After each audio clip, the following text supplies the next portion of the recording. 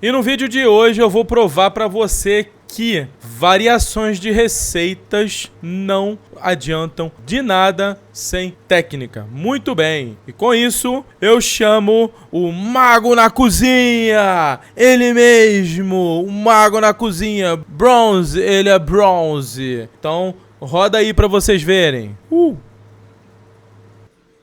Pessoal, hoje o assunto é sério, tá bom? Vamos prestar atenção, porque hoje o assunto é muito sério. A gente vai falar de pudim de leite. O pudim de leite. Nós testamos 37 receitas até chegar nesse resultado. O pudim precisa ser sedoso, derreter na boca e ter consistência quando a gente passa a colher nele. Por isso, após 37 receitas, chegamos na fórmula mágica, que é... E o resultado? Então, o resultado é um pudim. Tá entendendo? O resultado é um pudim.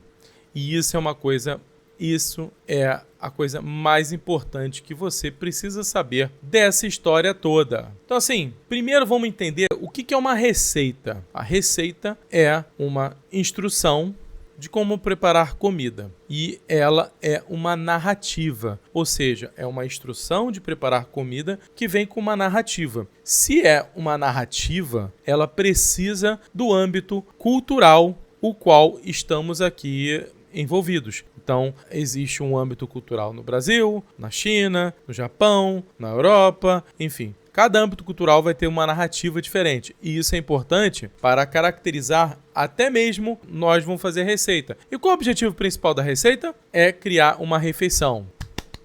Muito importante. Mas ela vai passar por, muitas das vezes, por processos culturais dentro de uma sociedade. E aqui a gente precisa ter uma pausa muito importante, porque a receita, ela vai depender muito da técnica e dos ingredientes, mas muito da técnica que você vai introduzir, na maioria das vezes. Então, como vocês podem ver, a construção de uma receita na cozinha não é simplesmente você pegar um monte de ingrediente, misturar na panela, que vai dar alguma coisa. Não vai dar. Então, a gente precisa, tá inserido o quê? Cultura. Cultura no processo da cozinha, do que você vai fazer. E esse processo de narrativa que vai se dar em cultura é o que explica basicamente por que o nosso estrogonofe é diferente do da Rússia e por que eu vou preferir o meu estrogonofe e o russo vai preferir o estrogonofe dele. Mas existem variações que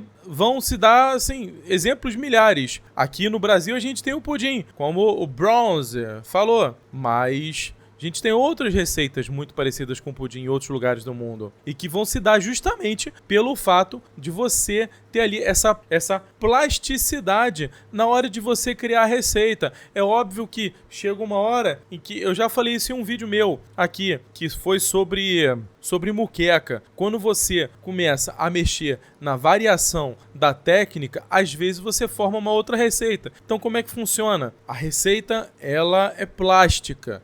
Ela aceita variabilidades. Então, uma receita, então, ela vai se adequar aos processos o qual você está ali colocando no meio. Então, ele é plástica. Só que ele é plástica, ele é igual um elástico, ó. Você vai colocando, vai tensionando. Chega uma hora em que a receita, ó, tá! Quando ela arrebenta, o que você faz? Você muda o nome da receita, isso mesmo. Você modifica essa receita e ela vira outra coisa. Então, de pudim vai virar um crème caramel. Ó, crème caramel, que também é uma receita feita à base de ovos, leite e açúcar. Ou então vai virar um crème brûlée. O que mudou aí? Tudo bem, o crème brûlée leva gema, o pudim leva ovo inteiro. Mas o que mudou aí? Foi a técnica. Então, geralmente, quando você muda a técnica, quando você muda muito a técnica, a receita vai mudar. Justamente por conta dessa plasticidade que a gente tem envolvida. Então, olha só. Isso é muito importante quando eu vou falar dessa receita aí. E a gente vai voltar muitas vezes nessa receita. Porque isso explica o seguinte, ele fala alguns conceitos aqui,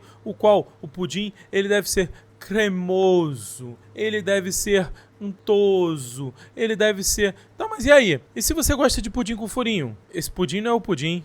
Ele acabou de falar que você não pode comer pudim com furinho. Tudo bem, eu gosto de pudim sem furinho também, mas isso é uma coisa que a gente precisa internalizar como sendo: nem todo mundo vai gostar da receita que você vai fazer. Entenda! E por conta disso que existe essa variabilidade na receita. E por falar em pudim, eu já falei muito aqui em pudim, e se vocês quiserem saber mais sobre pudim, ó, clica aqui em cima aqui, que eu tenho uma receita especial sobre pudim, onde eu falo que basicamente o que muda no pudim é a técnica. A técnica que você vai colocar no pudim vai ser importantíssimo para você fazer um pudim, que basicamente é o seguinte: não importa muito os ingredientes, o que importa e sim é o tempo que você vai demorar fazendo essa receita. Sim, e infelizmente na cozinha, tempo é dinheiro. Aliás, tempo é dinheiro em qualquer lugar nessa maldita sociedade. Mas na cozinha também. Mas se você quer fazer um pudim saboroso e extremamente saboroso, vai ter que ter tempo. Então o que eu tô falando aqui basicamente é o seguinte: de 37 receitas, e aqui eu tô falando uma opinião minha, tá? Pra depois não levar processo do Bronze aí.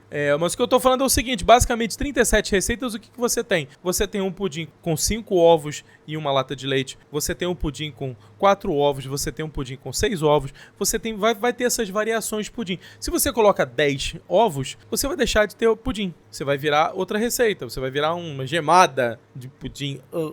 Então assim, mas se você modificar muito, então a receita ela não pode modificar muito. Então o que vai acontecer aqui? Provavelmente ele usou uma técnica lenta. E eu não tô falando que o pudim é ruim, não. Aliás, ele é bom. O negócio é o seguinte: vale a pena pagar R$28?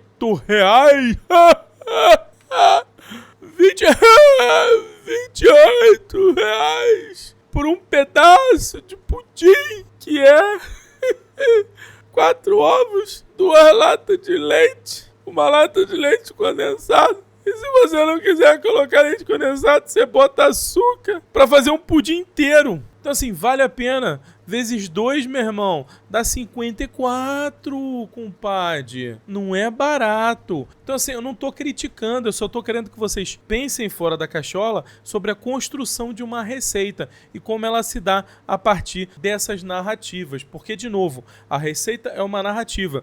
E por falar em narrativa, o que a gente tem como técnica muito... Cara, aqui no Rio tá um calor ferrado. Mas por falar em narrativa, o que a gente tem como técnica muito sacramentada e que eu também já falei aqui, ó, é sobre a moqueca. Então, o processo de poquecar, ele é fundamental para você entender como se deu a moqueca hoje. E aí, por conta disso, que a gente começa a ter as variações dentro da poqueca. E chega um momento que, se você variar muito, a receita se arrebenta. É por isso que eu critiquei um outro chefe aqui, o maior amigo da gastronomia brasileira, no qual ele faz uma moqueca de ovo. E eu falo que moqueca de ovo é meu ovo. E eu repito, se você quiser saber por quê, clica aqui em cima, ó, porque eu falo justamente sobre esse processo histórico que se dá sobre a moqueca e como chega um momento em que não dá pra você, chega um momento que você modifica tanta receita que ela, ó, explode, e aí você tem que criar outro nome. E não vai ser moqueca de ovo, vai ser ovos escalfados de ovos, ou então ovos cozidos, aí fica feio, né? Ovos cozidos fica feio, né? Ovos ao molho, aí fica feio, por isso que você dá o nome de moqueca e não se dá o trabalho de mudar o nome da receita. Mas a própria moqueca de ovo é um conceito histórico aqui, histórico recente. E aí a gente tem que botar aqui no lugar. A gente tem que botar aqui uma certa linha de corte, porque senão... Por que eu tô falando da importância disso? Dessa linha de corte?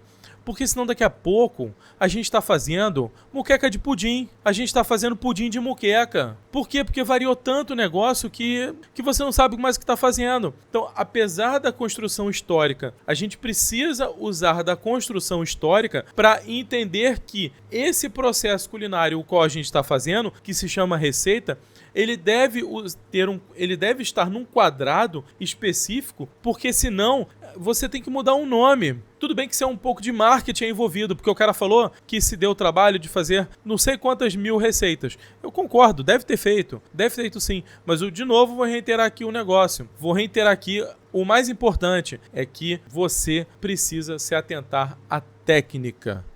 técnica. E isso é, cara, isso é fundamental dentro de uma cozinha. Porque olha só, você faz uma feijoada, se você tira o rabo da feijoada, você considera ainda feijoada? Vai ter gente que não. Vai ter gente que vai falar que isso não é feijoada. Vai ter gente que vai falar, porra, meu irmão, tá de sacanagem, né? Só porque você tirou o rabo da feijoada, você vai falar que não é feijoada? Então é isso. E isso é muito importante pra gente entender o seguinte: por que americano faz churrasco de hambúrguer e a gente faz churrasco de carne? E ambos têm o nome de churrasco. Entendeu como os processos das receitas eles se dão? E isso é muito importante para você caracterizar uma receita. E aí, qual é o final desse vídeo? Por que eu comecei a falar do bronze e falei de receitas? Porque eu quero que vocês entendam aqui que o processo de criação de receita, ele se dá e acontece sempre. Aliás, em se tratando de processo de criação de receita e outro tema também que eu já falei aqui, que é muito interessante, que é como uma mesma receita em um lugar, ela vai se demonstrar nomes diferentes por conta de técnicas. Aqui no Brasil a gente tem o algodão doce. E eu falei em um outro vídeo, que também gerou uma polêmica do caramba, que eu falei que algodão doce, barba de dragão e algodão doce é a mesma porcaria. E aí vai ter um monte de gente, teve um monte de gente me xingando, falando, por que você tá falando mal do algodão doce? Você tá falando mal da barba de dragão. Então não tô falando mal, só tô explicando que as duas têm a mesma coisa. Por quê? E aí, olha só o detalhe. Eu estou falando de técnicas diferentes, dando o mesmo produto final. Por quê? Primeiro, barba de dragão é da China. Se você falar pro chinês o que é um chinês lá, bem Xing Ling lá, da China, se você perguntar o que é algodão doce, o cara provavelmente não vai saber o que é. Tudo bem que hoje a gente tem a globalização e o cara talvez ele saiba alguma coisa. Mas de um modo geral, o cara não vai saber o que é. E aí se você faz barba de dragão pra ele, ele vai entender. Porque ali tem um processo ali do algodão, dos fios de açúcar, do açúcar ali formando fios. Ok, isso é um processo caseiro. Passa pro Brasil. Brasil, a gente tem o quê? Um processo industrializado dessa formação de fios, que se dá o nome de quê? Algodão doce. E qual o processo análogo a ele? É a barba de dragão. Então, entenda aqui que a gente tem nomes diferentes, por isso que a receita tem nomes diferentes, né? Barba de dragão tem uma técnica, algodão doce tem outra. No entanto, o produto final é o mesmo, porque pra gente, brasileiro, a barba de dragão vai ser algodão doce sim, quer você queira ou não. Agora, pro chinês não,